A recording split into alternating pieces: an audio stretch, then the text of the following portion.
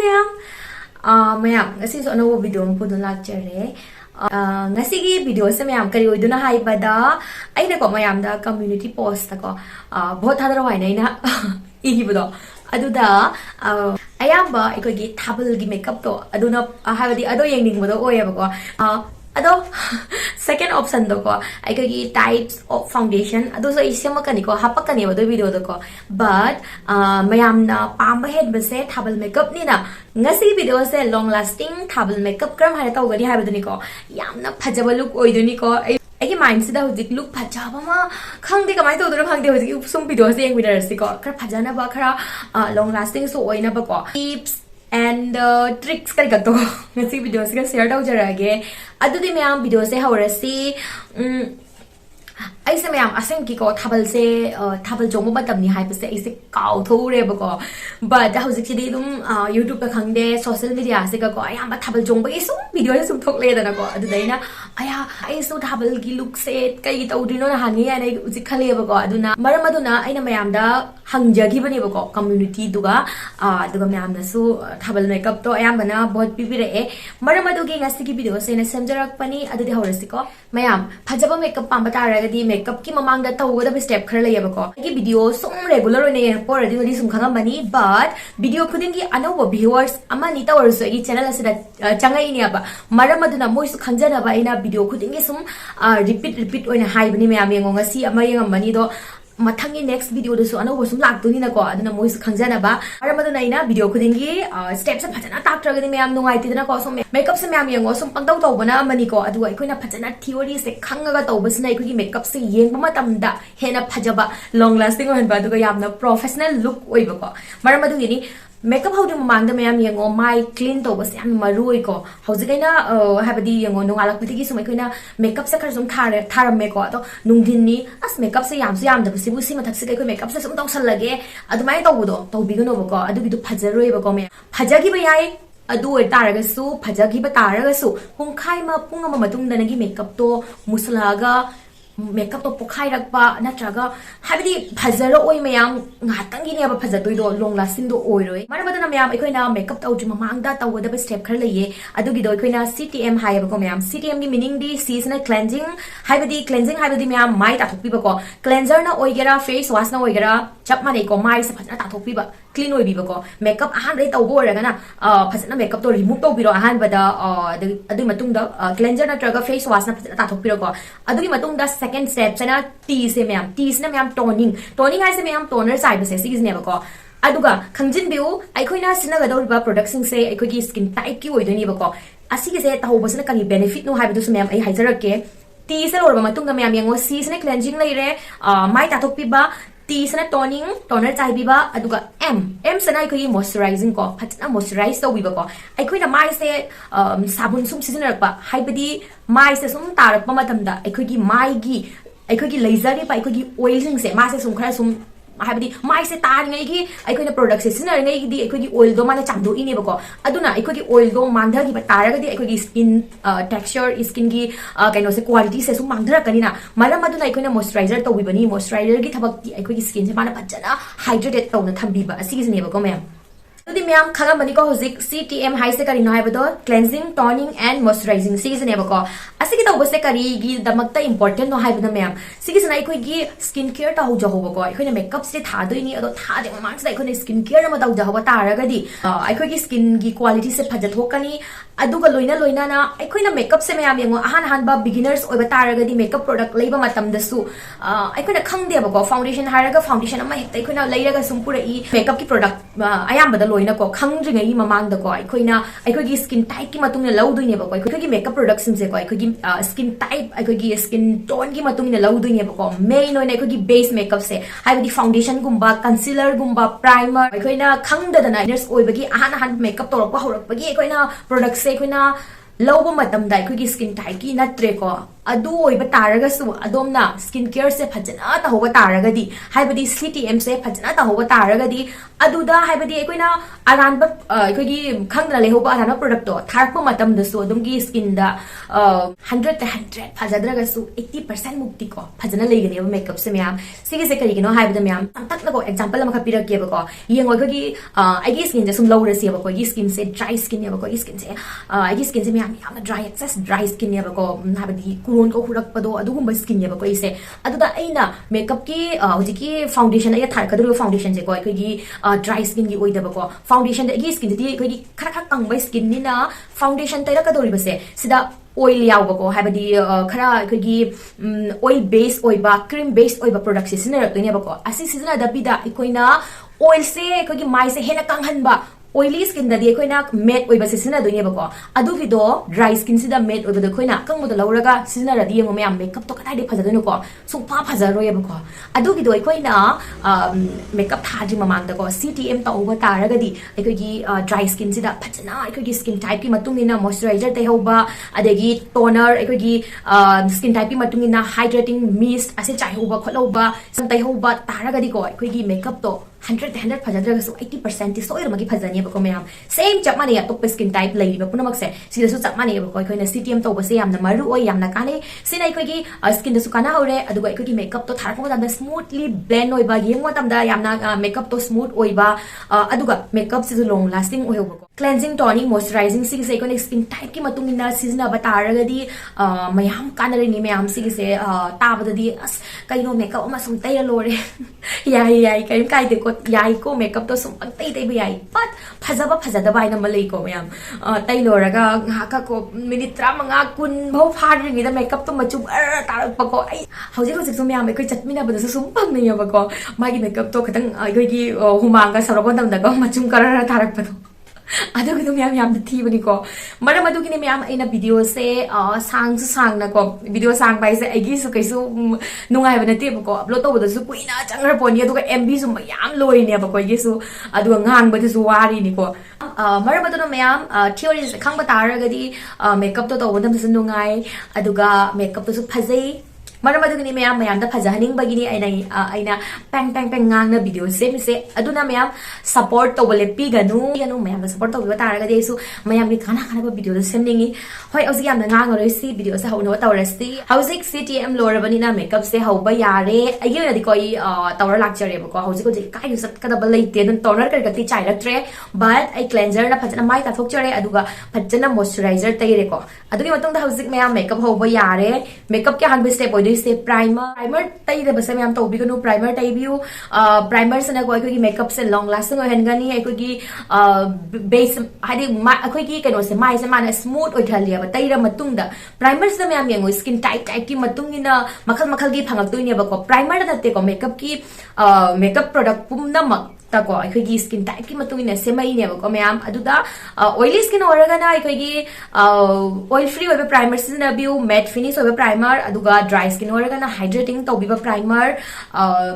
mayam yango light tak na tauna ko ai gi primer sti gi mathak sida loina ina lai bane ba ko sigi se karamba skin gi no haina ko se yango Maybelline Fit Me Dewy plus Smooth sige se mayam Dewy sige Dewy gi lidna ko Dewy Dewy illuminating satin radiant asi gumba se phangna ba taraga di adugi primer do dry skin gi oiduni hydrating asigumba se phangna ba taraga di sum khangwa ba ko mind se set tawna thamwa ba ko asigumba se iba taraga di adugi do dry skin gi oiga oily skin na mayam matte finish ekoi gi oil free asigumba se tharaga na adugi primer do oily skin gi oiduni sige se khangjin bi ba ko maram aduna adu mayam combination skin se mayam yango ma se weather gi matung ina sum change to bani ba ko ai su ko combination skin ni hauji ko jiki oila di mayam agi skin se yamna su dry oide yamna su oily oide sum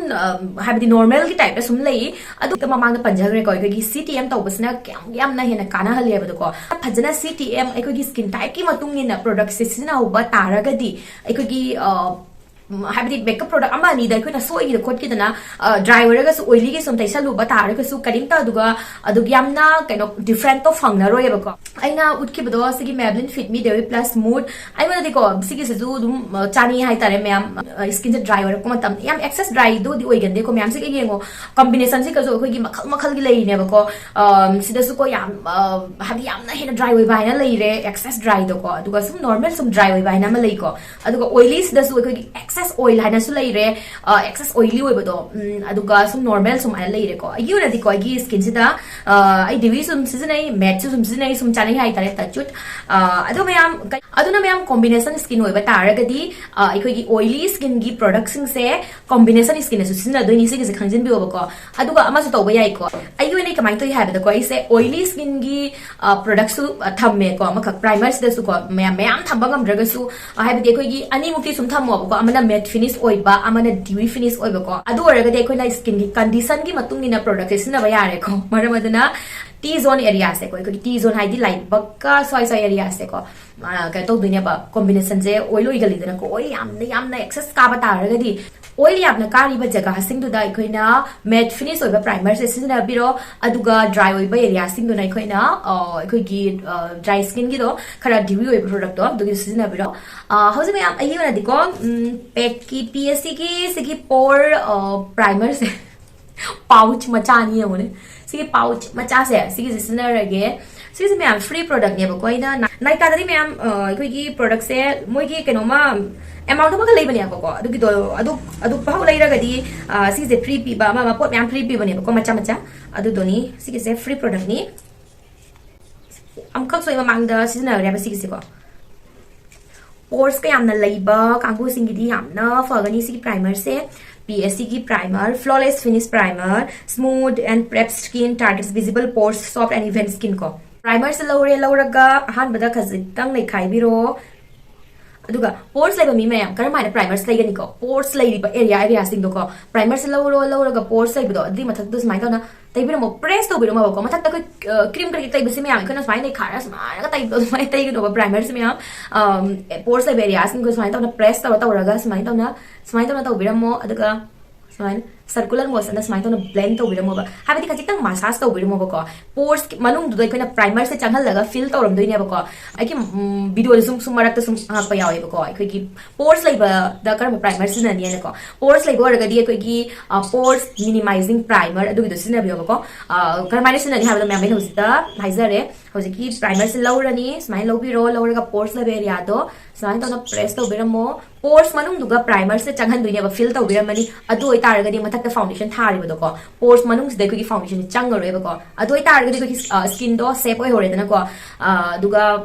makeup to su phajare dana ko primer tai ba tai da ba se khenna ba se yeng mo tai ba ya se ko ki yeng pa matam da smooth oi thadra ko ki pores lai ba ka to blur ro ni ba ko manung ga chang ga fill to ro ba na aduga पायो मतम the को दु किमतिक soft ओइ थे ma'am से makeup की दमक को permanent primer से तैरगा अदु नते को मांगोंद यावरि बा की सिलिकॉन करी का अदु की दुना की ngahaka की मेकअप से फजहन बगी वारी नि को अदुना सिंग से तैर मतुंग दा की स्किन से बेबी स्किन दु माइना सॉफ्ट ओइ थे को दु तारे दी फाउंडेशन थारक मतम द फाउंडेशन दो स्मूथली ब्लेंड ओरनी येंगो मतम न सु यामना फजरनी मेकअप तो को मैम मरम अदु की प्राइमर से स्किप तो बिगनु अदोम की स्किन टाइप की मतुंग इना स्किन की कंडीशन की मतुंग इना प्राइमर से सेलेक्ट हो को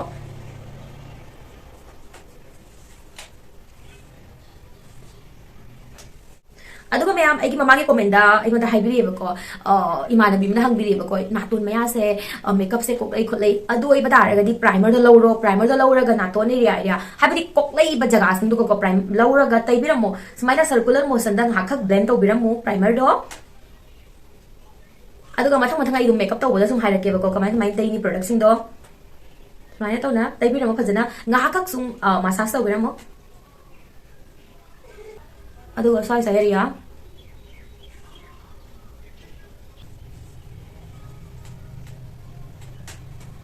okay hausi me primer se taina lore primer taina loibaga khangjin biu ngahaka gap tham biu primer amadi foundation natraga any koina teraka doriba mai ta tharaka durba ani doi marak tu koina ngahaka gap tham gani ba ko product sing se hausi ne tai ba product sing se ko ma se khajita absorb to boda magi thabak to boda khajita ni matam chani dana ko maramaduna ata bi da 30 second mukti ngai biu ko asi manung sida kari to ba yai pisu me ho ba yai me am primer Swiss Beauty gi eyebrow kit asidagi black amadi brown se mix tawraga yekani.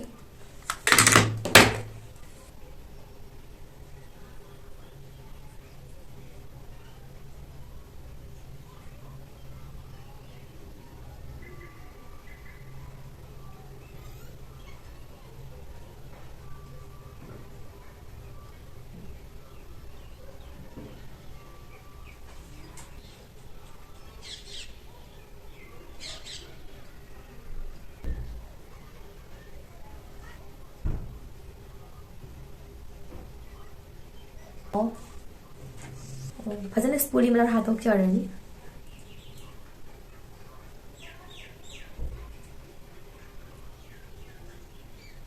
Yam पिसुम echo तमदको थाइना the अखुई खचितंग ममांगदगा box का चंगनबदो दुइदो चनरमेबको but हौजिकान चनद्रेको अदुना पिसुम echo तमदको स्वाइबो पुरगनुको स्वाइदगा पुरगा अखुई box का चंगनब type तो दुइदो तोबिरनु स्वाइदे तैबा होरो ओ अदुगा समाइन तौना अरोबरोमदा खचितंग dark थमो पिसुम दो अदुगा ममांगदनको खर सुम brush ना मैतोना हातपिरमनी हजिक में आप पिसुम से का आसिको पिसुम का कमा तमदा लौदोरिबा कंसीलर से को यामना हेना लाइट ओइबा लौबिगनो को दोइ तारगदि पिसुम मपाना पांदो यामना ngौखल लेबदो फजदे यंगबदा स्किन टोन गी कंसीलर म लौरगा पिसुम से ककपिगनी खजिकतंग कुत्ता लौबिरो को दुगा ब्रश म लौगनी असिगुम्बा फ्लैट ब्रश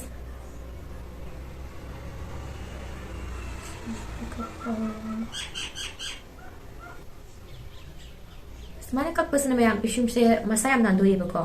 फजु फजथोए अदुगा फजना मेक सिंगनसु उयेबा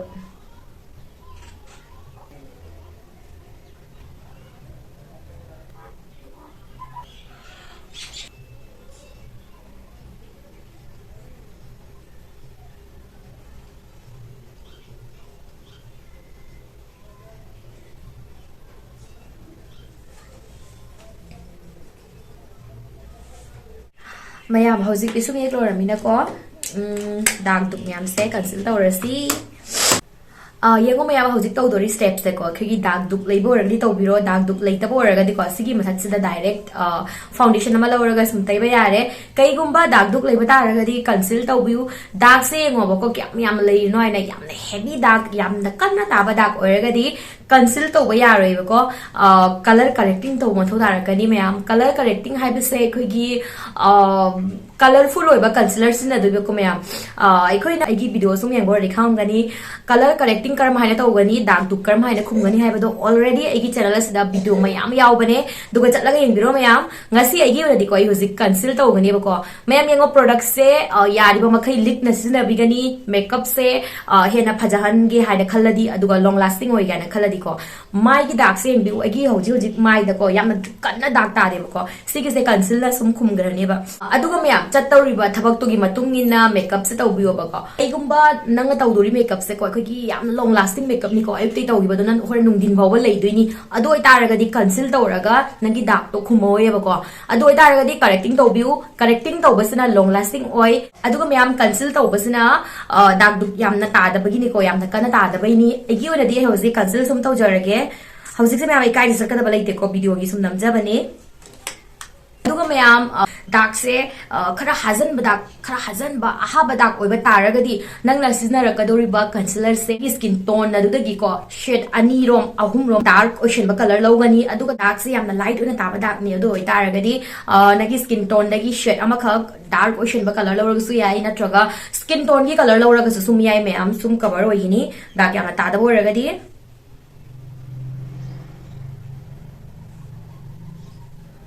हजिक लौरीबसे मैम आई स्किन टोन का चानब कलर नेबको ना येंगो मैम अतई दाग तादेको सीतनी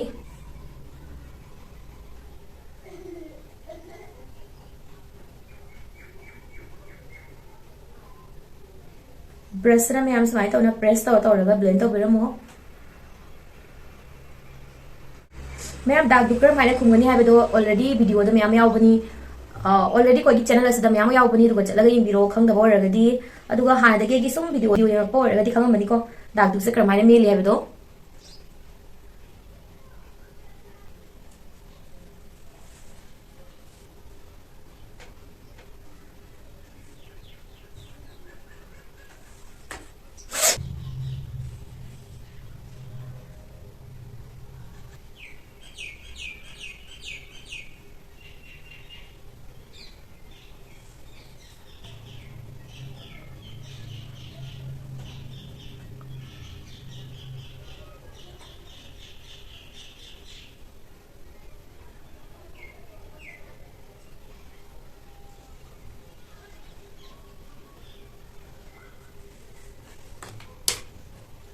how's me am I get a dark duk single in a cover or gray. May am saying a confusion or even overcome video madana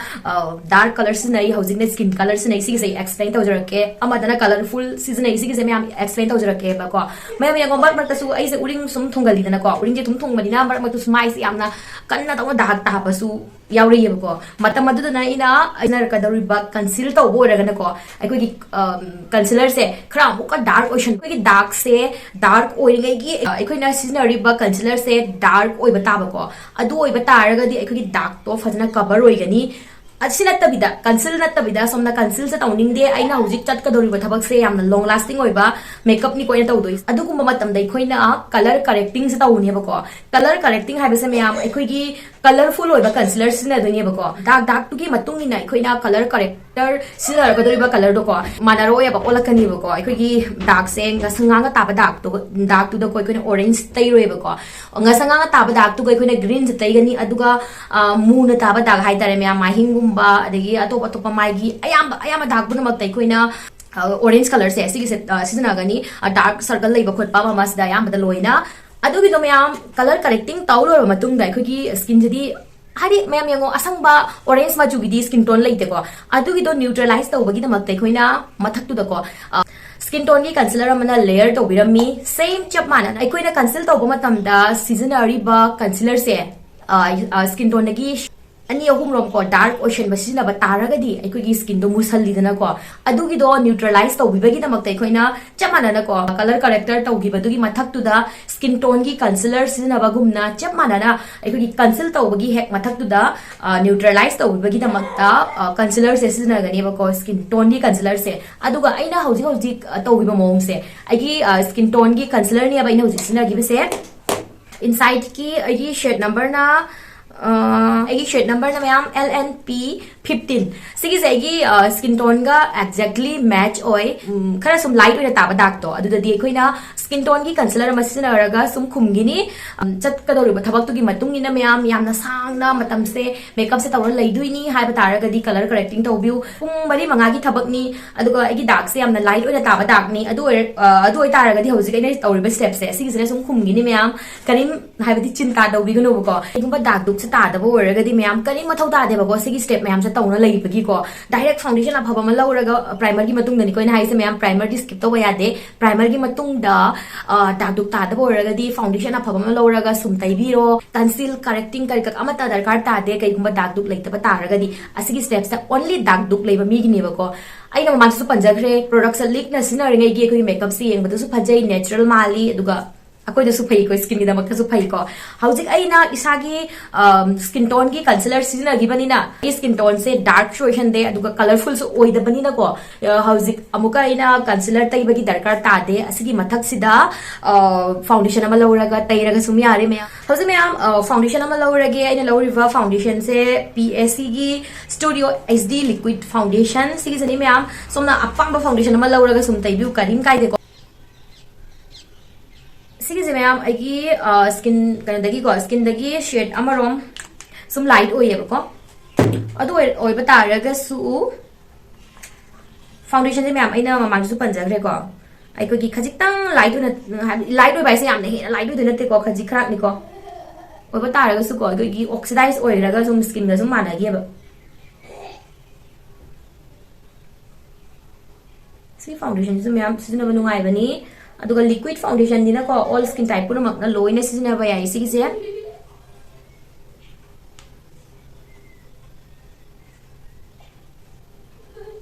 sigi sana blend to ki se ko aduga to pa mai ram please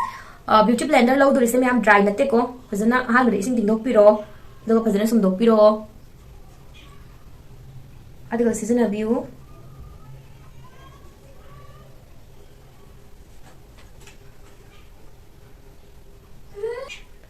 hausa mayam khaji tang light do ram ni ko but makeup se do matung da loina set oi gini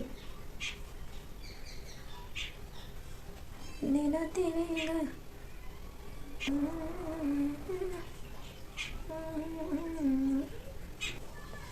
hausa mayam sorry tai rasi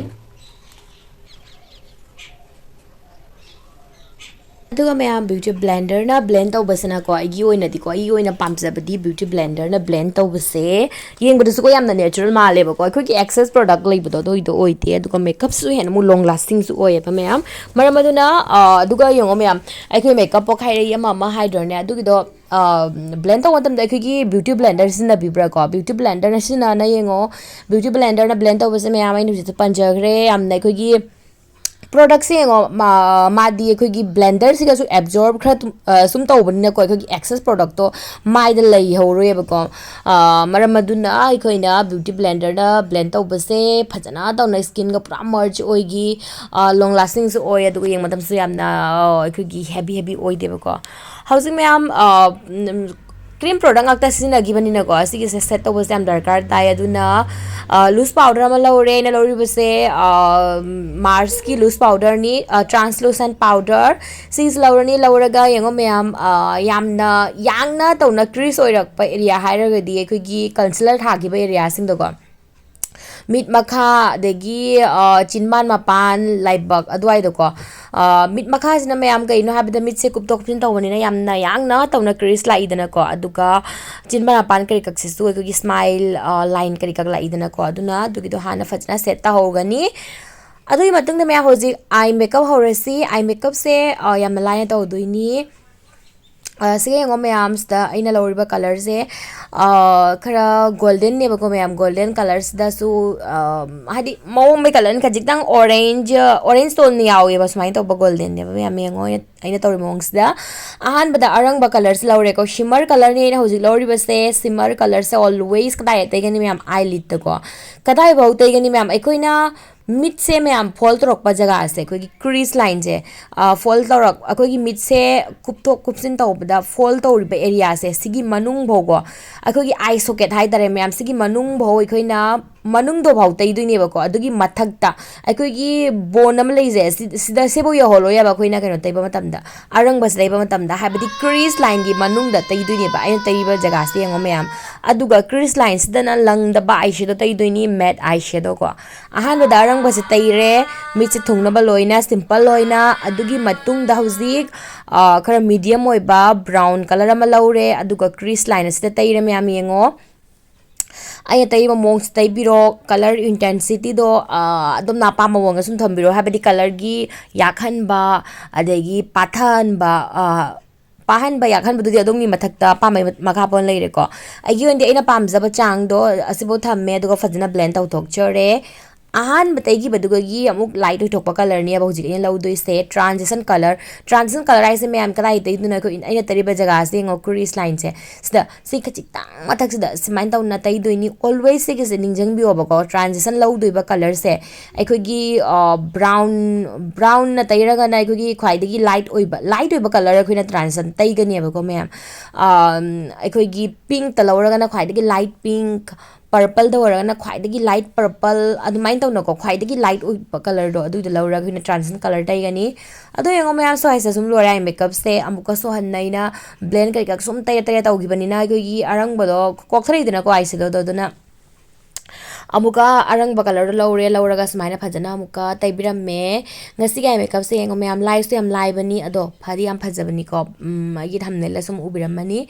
ꯑꯗꯨꯒ ꯕ꯭ꯔꯁꯅ ꯁꯨꯃꯥꯏꯅ ꯁꯨꯝ ꯈꯔ ꯁꯨꯝ blend ꯇꯧꯕꯤꯔꯝꯃꯅꯤ ꯐꯖꯅ ꯃꯁꯥ ꯅꯥꯟꯅ ꯇꯥꯅꯕ harsh line ꯀꯔꯤꯀꯛ ꯑꯝꯇ ꯎꯗꯅꯕꯀꯣ ꯃꯌꯥꯝ ꯑꯥꯏꯁꯦꯗꯣ ꯊꯥꯕ ꯃꯇꯝꯗ ꯑꯩꯈꯣꯏꯅ ꯈꯪꯖꯤꯟꯗꯣꯏꯁꯦꯀꯣ ꯑꯩꯈꯣꯏꯒꯤ ꯂꯥꯏꯟ ꯀꯔꯤꯀꯛ ꯎꯗꯕ ꯃꯔꯥꯡ ꯇꯨꯔꯥꯡꯍꯟꯅꯕ ꯍꯥꯏꯕꯗꯤ ꯃꯁꯥ ꯅꯥꯟꯅ ꯇꯥꯍꯟꯗꯣꯏꯅꯦꯕꯀꯣ ꯃꯌꯥꯝ ꯃꯔꯥꯡ ꯇꯨꯔꯥꯡꯍꯜꯂꯣꯏꯗꯣꯔꯤꯃꯤ ꯀꯂꯔꯁꯦ ꯑꯗꯨꯒ ꯀꯂꯔ ꯑꯅꯤ ꯑꯍꯨꯝ ꯇꯩꯔꯤꯁꯦ ꯑꯩꯈꯣꯏꯅ ꯁꯤꯒꯤꯁꯦ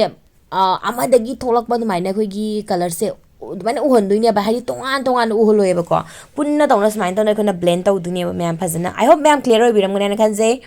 ꯑꯗꯣ ꯃꯌꯥꯝ ꯌꯦꯡꯉꯣ ꯍꯧꯖꯤꯛ ꯑꯩꯒꯤ ꯐꯥꯎꯟꯗꯦꯁꯟꯁꯦꯀꯣ ꯑꯩꯒꯤ ꯁ꯭ꯀꯤꯟ ꯇꯣꯟꯗꯩ ꯈꯖꯤꯛꯇꯪ ꯂꯥꯏꯠ ꯑꯣꯏꯕꯅꯤꯅ ꯈꯖꯤꯛꯇꯪ ꯍꯧꯖꯤꯛ ꯋꯥꯎꯕꯣꯏ ꯀꯩꯕꯣꯏ ꯎꯔꯝꯒꯅꯦꯕ ꯕꯠ ꯁꯤꯒꯤꯁꯦ ꯂꯣꯏꯅ ꯃꯦꯀꯞ ꯂꯣꯏꯔꯕ ꯃꯇꯨꯡꯗ ꯂꯣꯏꯅ ꯁꯤꯒꯤꯁꯦ ꯐꯥꯎꯟꯗꯦꯁꯟ ꯑꯩꯅ ꯃꯃꯥꯡꯁꯨ ꯄꯟꯖꯈ꯭ꯔꯦ ꯈꯔ ꯁꯨꯝ ꯑꯣꯛꯁꯤꯗꯥꯏꯁ ꯑꯣꯏꯔꯤꯑꯦꯕ ꯃꯣꯏꯁꯦꯀꯣ ꯑꯗꯨꯅ ꯉꯥꯏꯍꯥꯛꯈꯛ ꯂꯩꯔꯒ ꯃꯦꯀꯞ ꯂꯣꯏꯔꯕ ꯃꯇꯨꯡꯗ ꯄꯨꯡꯂꯣꯏ ꯂꯣꯏꯔꯕ ꯃꯇꯨꯡꯗ ꯂꯣꯏꯅ ꯁꯤꯒꯤꯁꯦ ꯅꯣꯔꯃꯦꯜ ꯑꯣꯏꯈꯤꯅꯤꯀꯣ ꯐꯖꯈꯤꯅꯤ ꯁꯨꯝ Chamana meat Matakatai Bado, Han Bada, Kara, medium brown color, Laura Taire, Adumatung, the Hosic light, brown color, Laura Pazana, Muka blend out of Jerame, Adu Mam Hosic, Shimmer have to never Arangba, I could Yashidoma, I could give Makasiga, Hapam Gani, Kajitang meets a pom and Bidam Sebako Mam, Hosicans the meat pom, Bakot makeup to Minasuyana Pamni, the Korean guitar. Yung mayam so mita so muktaur la age aduga hujik mayam kai to have the liquid eyeshadow ni abain lori base inside ki liquid eyeshadow sige se shimmer ni mayam khachik tang only ekoi center do mid mata ki center do duka hapiram gani aduga chap mana na mid makha so yung mayam aina hujik tari mongs da smai do na rang bas khachik tang hapiram gani sina koi gi mi se yang matam da khachik tang pom dhok pa mala ni ba ko mayam smai na arang bas khachik tang tai biram basina Mayam house gaina Tauribase contour Kaigumba Dom give him the contour powder like the Bataragadiko any eyeshadow palette Amadagiko brown color contour to begin the Magtasina the brown color say Kajitang grey ton chang baki cool and a ton chang brown color say six low bigani mayam Aduga house contour to doing mayam I know see my Ucha badi mayam the Kaigumba like the Bataragadiko eyeshadow palette the Kang de any brown color Sigumba Laura Gakosum contour to go sumi ay mayam aduga highlighter kar laitaba oiraga su ekogi eyeshadow palette tagi ko golden color khara zoom highlighter oina sina ba ba color yauraga di ekoina as a highlighter oina sina ba yai aduni da mayam zoom khara sumaina share to bani mayam kai gumba hanan ba beginners sing oiraga di pochel oina suna ba laiti dana ko aduna khangda ba oiraga di mayam sumaina na sum sina ba yai hojiki aduna ina eyeshadow palette adudagi sinaraga uchabani nose contour amuk tawrani aduga face contour amuk tawrani aigi mamangi videos aina haigrabani ko mayam face contour tawdoise adongi face ki shape ki matungina tawdoini hoi aiga my shape mana boraga di aina tawri areas da aina tawri mongs ta sum tawbi ba yai kaim kaide ngasi ki se mayam ngonung thangi makeup hoidoni ko aduga Maramadu na ko aikogi nungthang sidi mayam yengo artificial light tadi sum akoina khachitang makeup se heavy tawra sum phajei ba ko aduna ina contour ga se khara sum heavy main tawrine mayam so aduga mayam blend taw matam de yengo phachana tawna blend taw view line do koina tai gi bi line do adu do marang turang han gano ba ko phachana blend taw smoothly blend taw nge gi koi makeup to yengo tawna phajagani same som gi somna kan da su ko smaya I know that they give a wong to Tairani, and there was some blend out of Jarani. Yung may housic ay na contour to give area sing do yengo mamagay ko gi illusion na malaba ko may sakra pixel maman re yengo sumay na mayam pasan na to na blend to bigani smoothly blend to bigani matam yam changan view mayam blend to bodo ko sa videos dai na matam yam dugyam yam doi sang bodo hap le di mayam kamay daw ni ko already gi videos sa dugyam sang e ko aduna matam yam changan view contour to matam da aduga mayam sumay taw na cheekbones so kara sumay na contour to biram gani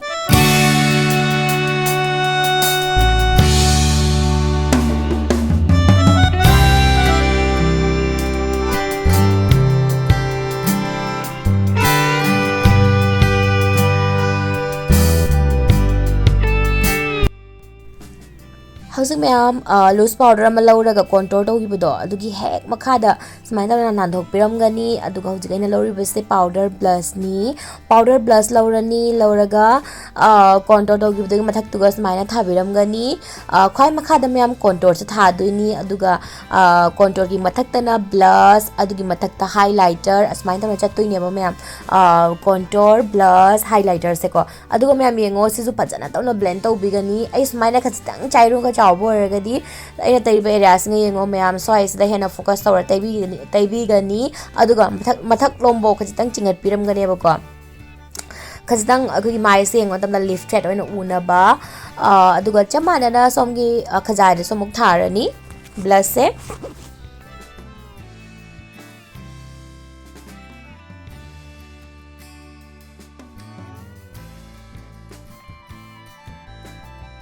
How's mayam eyeliner mayam hena long lasting pa mataragadi gel liners na view gel liners na khwaidagi hena long lasting oibani ado agi di ko hojik tairaga makeup slora muka mai ta thoktoi na ko gel liner do sinarage ko liquid liner se sinaraga sum ucharage aina lori bise NYB gi liquid liner ne myam som yo phla leijaba any liner ama lawra sum yek piro humang yam sogon ba kogan ba ma wara ga di liquid liner se ki waterproof to yek pio ba ko yung myam agi highlighter palette ki tekto kare ba sigi se hauzik myam off camera da I false eyelash na palak charani ado inner corner da highlighter hapti ko ado gidona golden color gi highlighter ama lawre adu da lawraga inner corner aduga gi naton gi aina tai jaga se me sa tai biram gani aduga pisum gi saru se sta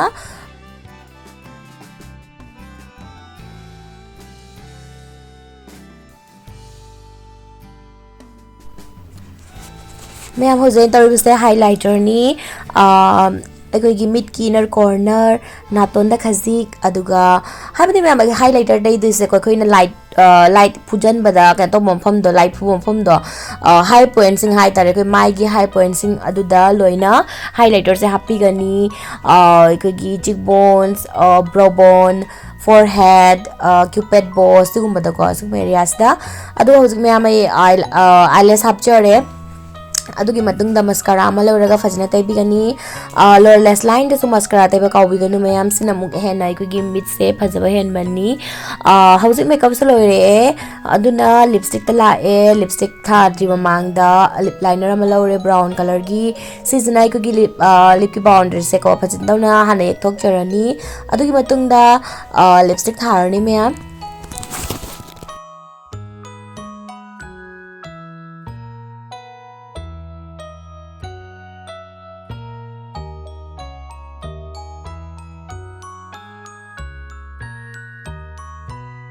मैं mat पामगना mat सुम थंबा यारेको अदो अगी ओदिको सम खजितंग glossy से पामगी lip gloss वाला लगा add तौसल्ले अदुकल सुम लोरे मैं makeup से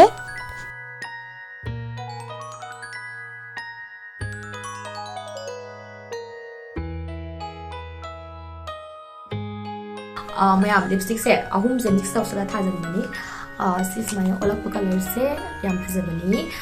lipstick colour am khatang da bor oraga digo smaina mix auro laga sum yengobago so me anga si makeup se swai sida sum lotion jare aroi bada muka setting spray chairani hen makeup se long lasting oina baduga glow kana ba blue heaven gi sigi fixer se chairage apabam lawra sum sina bayai kan kai de sigi affordable ni ko अदुगा मैं ngaksam nakong da foundation thaba kawbiganu agi oni kai sakadaba leitabadina thadre highlighter se yamna langkat pa pamba taragadi ko hojik ko pura chai han loiba na te ko nga tan ka wait to bio ko kara khara chotik tawra ko matam do aduda highlighter se lawraga highlighter ma lawro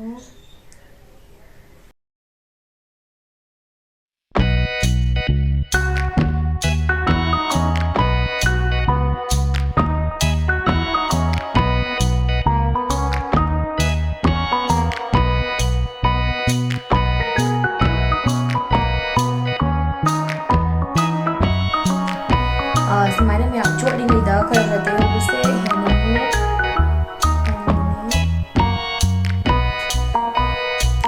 so मैं यहाँ makeup से लो रहे हैं उसी पीन जला के को समझे कि कितना सेम वाला आगे को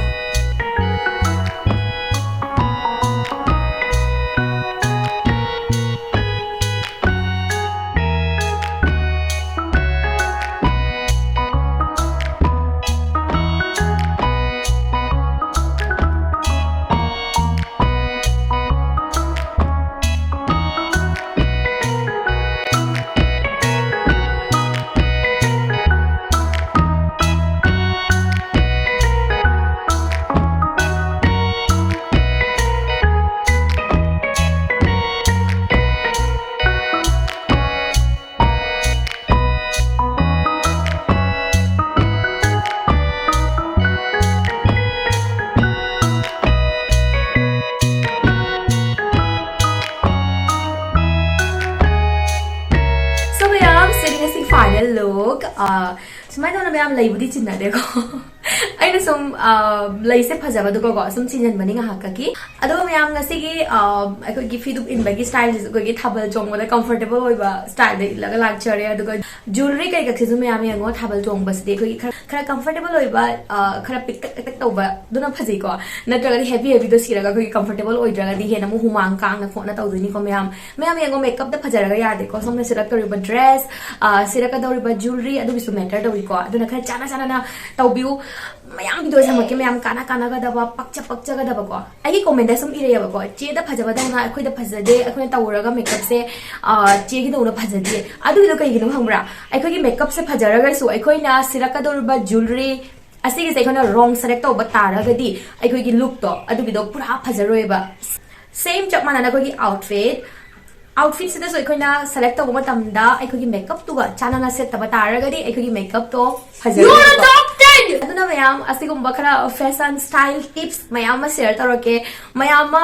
शमजरके मयाम सपोर्ट तौबा लेपिगनु अदुगा लाइक तौबिउ अदुगा शेयर तौबिउ को वीडियो सिबु अतोबा खंगजदबा सिंगदसु खंगजनबा हाइजनबा को अदो मयाम कमेंट दा इबिरमो ngasiगी मेकअप से मयाम पामब्रा पामदबरा कमाय तौरे हाइबदो को आइगी ओइनदि मयाम ngasiगी मेकअप से याम पामेबको असेंगो कमेंट इबिरमो लुक से कमाय तौई पामब्रा पामदबरा जा इनिंगबदो को फजै फजदे any doubt inquiry question leiba khotpa ko loi hangbirak pa yagani ngasi di ma'am video se matang sida sum loisinjarage bye